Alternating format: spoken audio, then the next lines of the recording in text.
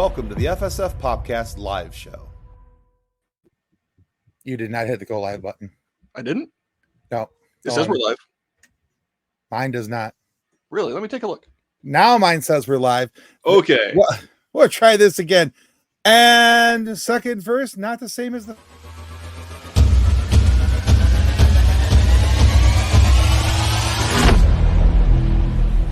Welcome to the FSF Popcast live show. So if you were here for the first 30 seconds of the show, you're going to pretend like that didn't happen, because apparently this show is also sponsored by the White Stripes, and this is also the hardest button to button. So wait. Hang on. Nope. We did it right the first time. Did we? We did. Well, my computer was lying to me. All right. Are you using Wi-Fi instead of a hard line again? Well, I'm out on my deck. If you haven't noticed, today's class is being held outside because in the great state of Michigan, it is just too blasted pretty to be indoors. So yes. I am out of doors and out of my mind. And today we are going to talk about, we're just steering into the skid, John, just going for self-admittance. So today on our Live at 5, we are going to talk about Star Wars characters that we feel that should be in live action. Now, some of these, John is picking his from Legends novelizations and video games. I stuck strictly to the Star Wars animated series. So I did not pick from Resistance. Just that's the one. Just because I haven't watched that enough to really get a feel for the characters and say that these are the ones I want. I know Resistance gets a lot of flack, and maybe that's fair or unfair, but I, for one, just haven't watched it enough in my watch throughs. I watch a couple episodes and I'm always like, yeah, so what's next on the list? Has anybody watched it? Actually quite popular for a couple, because of the age group it was definitely made for. It was definitely the Y7 group, the Youth 7 group. Right. It was popular for that. So as we go through tonight, now typically on our Live at 5s, if we do something that's a list style argument or discussion like this, we try to make it so there's 5 picks. Therefore, it's a 5 at 5, Live at 5, all that stuff. But because there's 2 of us and we're each picking tonight, we're only doing a top 3.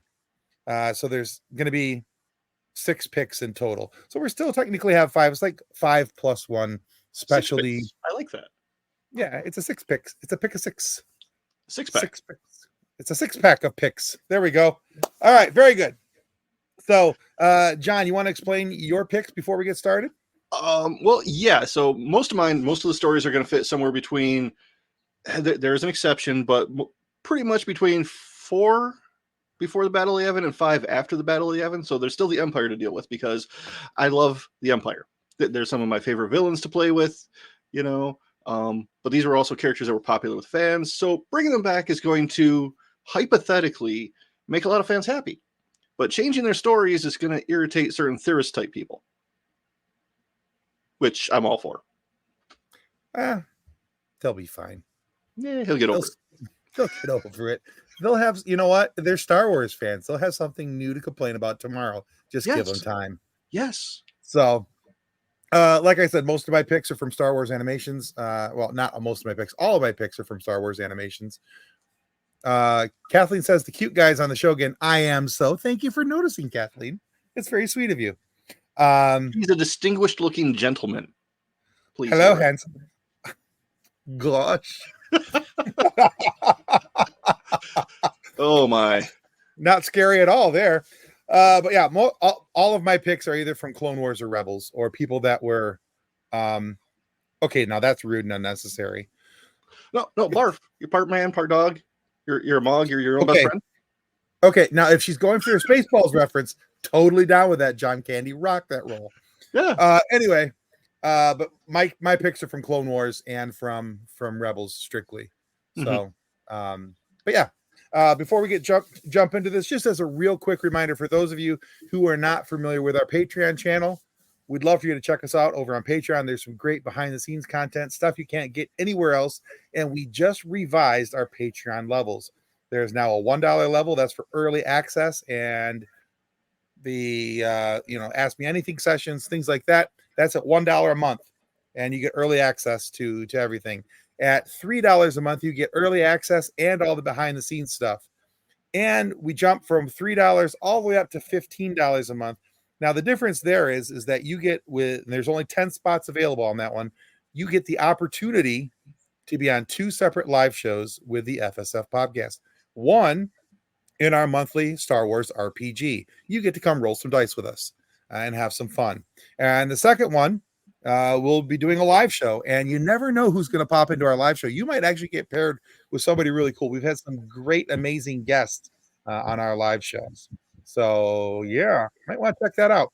But $1, $3, $15, and you get to help us continue to keep being nerds, and we would greatly appreciate it. I am my own best friend, half man, half dog. Yeah, she did it. Roll some dice and hopefully not die. Exactly. I make no promises. Exactly. All right. So, like you said, tonight is the Live at 5 characters we need in live action for Star Wars. So we're going to get right into this with, I would normally say number 5, but tonight, number 3. So the way this is going to go, John will talk about his picks first. I'll talk about my pick second, and then we'll move on to the next one. So John's number 3. Yes. Galen Merrick.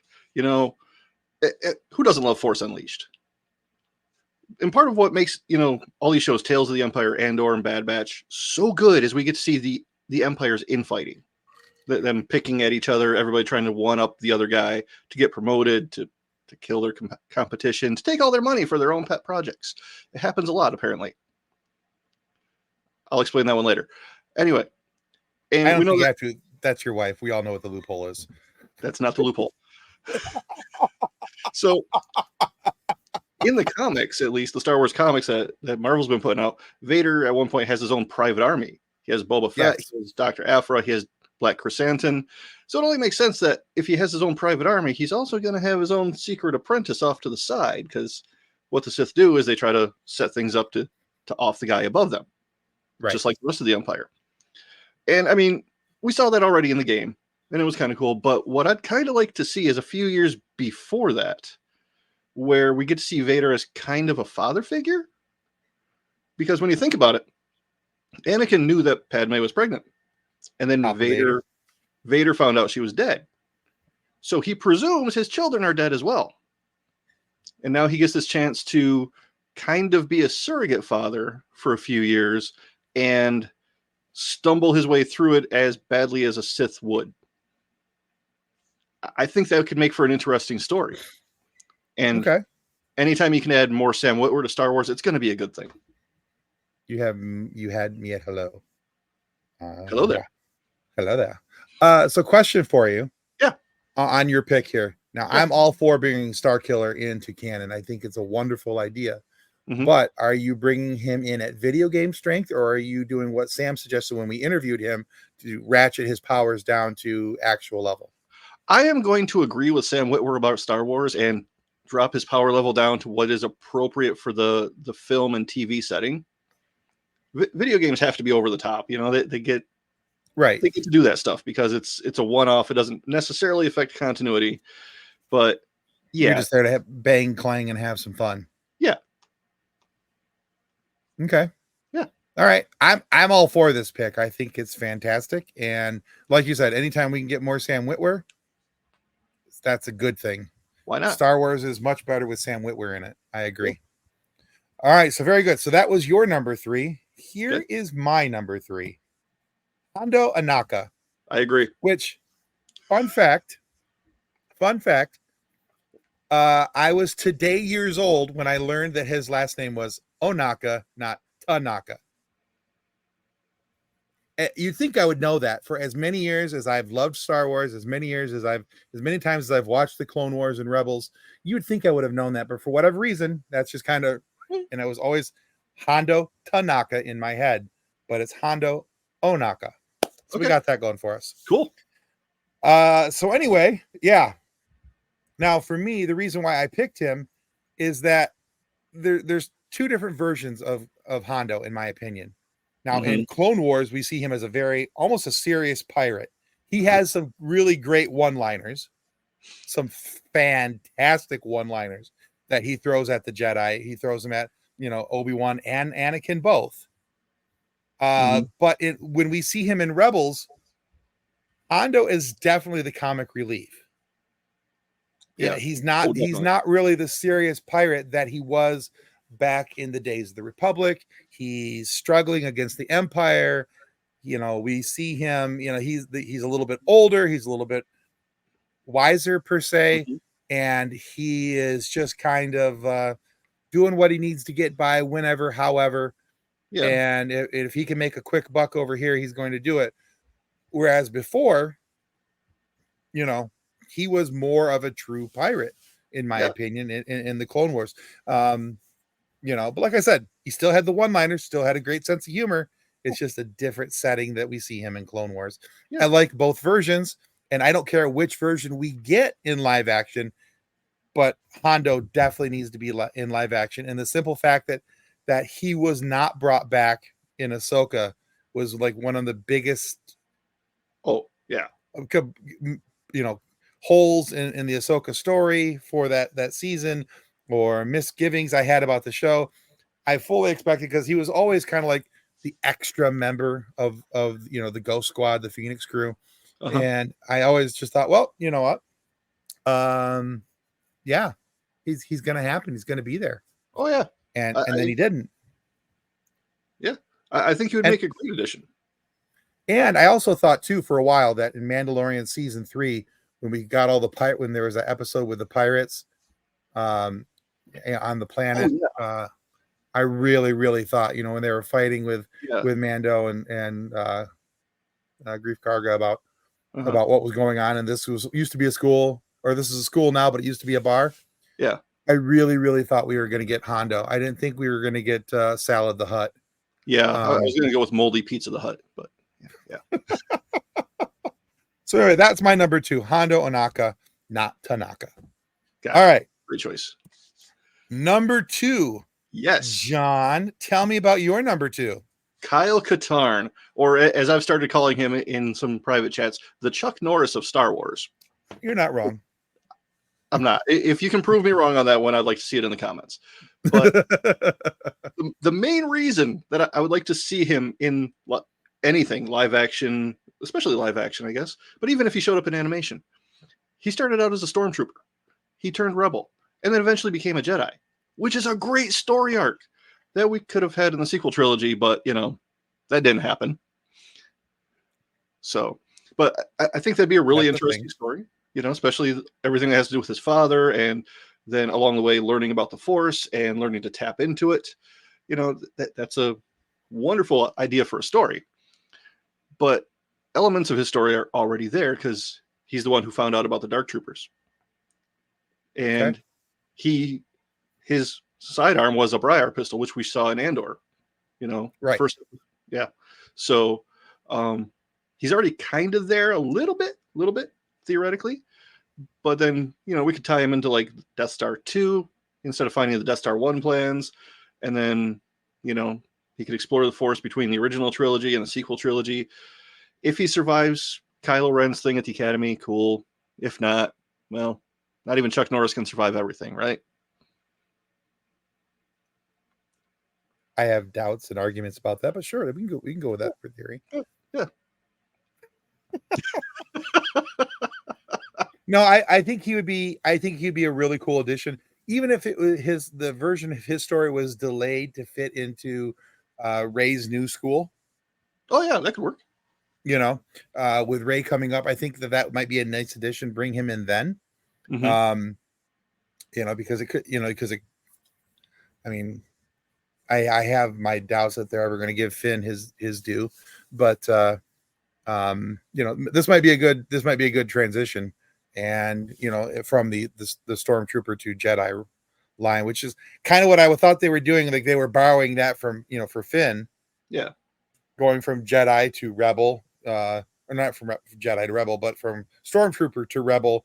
But he was Force sensitive, it looked like, and maybe they were going to tap into a Jedi, and then they're like, they got to the Last Jedi movie, and they're like, yeah, we're just going to forget about that Finn guy and move along.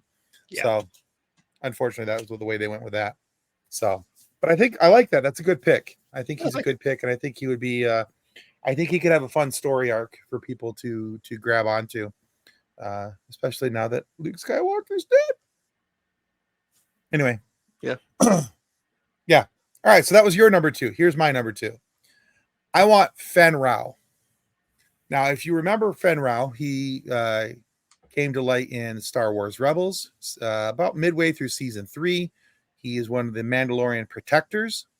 And when the Empire was taking over the planets and doing all they were going colonizing everything, taking over everything, burning everything to the ground, Fen Rao had made an agreement with the Empire to kind of spare Mandalore because they were already going through a galactic civil war. Not a galactic civil war, rather, but a civil war, the Mandalorian Civil War. And they had enough other things going on. And so, they would kind of like police the traffic lanes, the hyperspace traffic lanes, and, for the Empire. Anyway, I really thought that we were going to see him in Mandalorian season 3 when they started getting all the band back together, getting all the Mandos from all these different places. I really thought we'd see him there. I was hopeful that we'd see him in Ahsoka season 1 because of the Mandalorian tie-in, having the protectors come back and all those different things. Because he's got a great storyline. He's someone who loves Mandalore. He loves his planet, he loves his people, and he was doing everything he could to protect them until he realized that the Empire and Gar Saxon had killed his men at his outpost, and he realized that the Empire was not going to hold up their end of the bargain, and that's when he joined the rebellion. So it's kind of a really cool storyline, and I'd like to see where else that goes, because once we get into season 4, his appearances in Rebels get a little bit less and a little bit less. They're kind of spotted here and there. And then especially towards the end of the season, we don't see him at all. So last we knew of him, he was helping with the rebellion, running missions, doing some things here and there. And then the storyline just kind of stops. So I'd like to see what happens with Fen Rao next. And I'm hopeful that we'll see him in either, if there is a Mandalorian season 4, I'm hoping we'll see him in that. Or I think we're most likely to see him is in the Filoniverse movie, the Mando movie. So when they get all the, they get their Avengers their Avengers style squad together and go fight Thrawn. I think that's probably more likely because that would make sense to have him show up at that point because they're getting all the rest of the Mandos together for the big fight. So that's my thought. Cool. I like that one. Could be fun. I think so. All right. Number 1, a dual dose of big enchiladas. Because, that's what I say when we do a normal 5 at 5. And normally I scream it, but I'm not on camera. And I'm on camera and I just don't want to look weird. So, yeah, here's the big enchilada. John's number 1. Yeah. Mara Jade. I mean, fans wanted Mara Jade to show up somewhere since, I can't believe she's still not in. 1991. They wanted her to show up somewhere on screen since 91. And, part of the reason for my pick, I'm not going to lie, is Level Up Sabers just released their new Jade Hand Saber, which is really cool. And, it's better than a stick. So if you want to get one, get it from Master Allen. But her story is a continuation of, the Empire infighting because she was the Emperor's hand. Thought she was the only one. Turned out there were a bunch of them. And then she's connected to Thrawn and Mount Tantus and the Clone Emperor and, the cloning projects and all that stuff, which we have. We just don't know where she would be.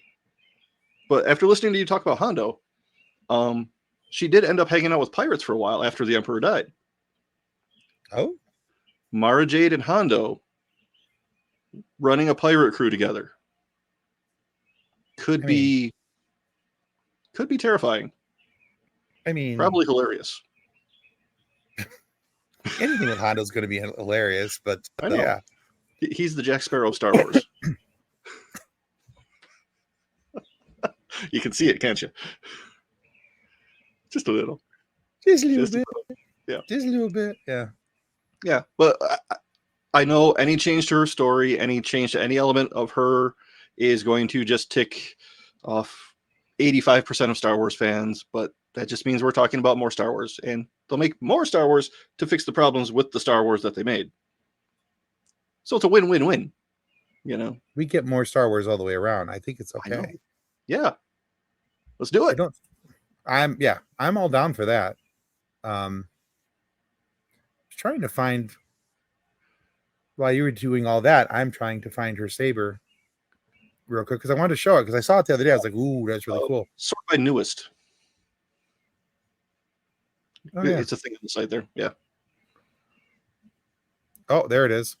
Yep. It's really cool. Okay. All right. Let's bring this up on the screen here. Yeah. We'll remove that for a second. And yeah, I was like, I know it's on there. I'm going literally through every stinking thing. All right. So this is what that saber looks like. Look how pretty that is. Yeah. That's just pretty. There's a wide price range there, but it all depends on what you're looking for and what you need it for. There's wall displays packages, there's shelf display packages, there is the you want to do the blade length, electronics, all this different type of stuff. So it's a really cool saber, and it is the only lightsaber that's guaranteed to be better than a stick. Now you can get one of those handy dandy lightsabers by clicking the link down in our show notes down below, and every purchase that you make from Level Up Sabers through that link down below helps benefit our show. So if you want one of those sabers and you think it's really cool, click the link, support your local nerdery. All right, anything else about Mara Jade before we go on? No, I'm excited about your number one though. All right, yeah, but you're right, any changes made to Mara Jade because of how much the fans have wanted her is only going to, the keyboard warriors will come out in force. It might be actually kind of fun to watch. I'm not gonna lie. Yeah. So, all right. So Mara Jade's your number one. My number one, Corky Kryze. Corky. Yeah. So Corky Kryze is the nephew of Bo-Katan and Duchess Satine Kryze. The problem is, canonically, neither Bo-Katan or Satine have children, and they're the only two Kryze children that we know of. I was gonna say, is there a third sister we're not, or a brother we're not aware of? No. In fact, I'm gonna play a short video clip from when we had Anna Graves, the voice of Duchess Satine, on our show. Listen to what she has to say about this. I have to ask you, Anna, Yes, because it's a nerd theory that many people have talked about. Many things have been written about this. Many have done photo comparisons of these two people side by side. In your opinion, is Corky Kryze the son of Obi-Wan Kenobi and Duchess Satine? Clearly, there was some very nice "how you doing" vibes between Duchess and Obi. Because if you compare the pictures of Corky and Obi, they're drawn pretty closely. Yeah, agreed. So, I mean, I can't deny or confirm this, Tim. I'm okay with that. But yeah, I like to think no, which is not as much fun as saying yes. So all the fans who say that Corky is their love child, I say, oh, I don't think so, but okay. But who was it ever determined, as far as canon knowledge, who I don't think so. Who Corky, why he was my nephew? Just that he was your nephew. I don't think that there's any other stories that I'd have to do some looking and go back through it all, but I don't believe there ever was established. And as far as I know, Bo and I are the only siblings. So that's a great question, Tim. I'm going to say I don't know the answer to it, but I've always said no, but it's getting harder and harder to say no.